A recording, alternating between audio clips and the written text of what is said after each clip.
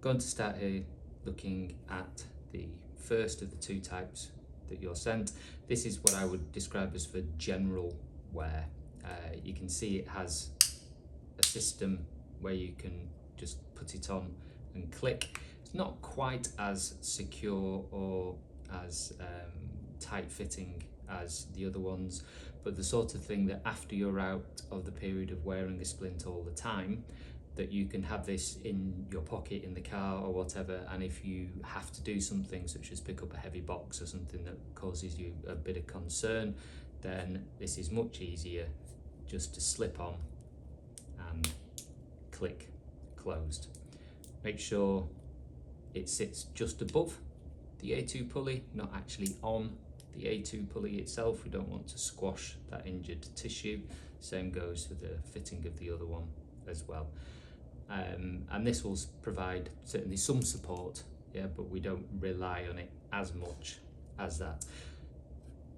They are up to you whether you wish to wear it that way around or spin it and wear it that way around. It can often feel a little better having the bulkier clip side on the little finger side. As I say, they're useful for being easy to pop on and off, but they're a little more bulky. This is what you would wear if we've had a rupture and we need to wear the splint fairly consistently.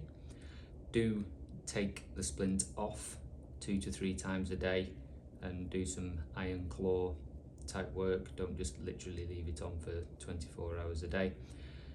You'd open the splint a little, slide it down the finger, make sure it's sat where it needs to be. I find it easier to have the opening on the inside of the finger for getting the correct tension.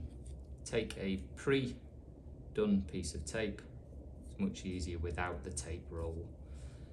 And I'm holding it in place with my thumb, squashing it down as hard as I can with my finger, as I basically, this first roll, the first tape, takes up the slack.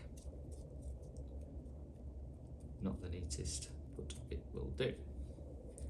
And then the second piece, which I usually have a bit longer, again, place it on the underside, get that awkward getting through the fingers bit out of the way, and then again, really squeeze it down, come all the way, and squeeze down again, and take it around and over again. And then you can spend a minute or so patting that all down and out of the way. Much less bulky than this version. Doesn't look quite as good, does it? But it's much more effective. Differing heights mean it's less bulky, but is actually more effective as a splint when we wear it like this. For any problems, feel free to video what you're doing, sort of as I'm doing here, and send it over to me to check out that you're doing it correctly.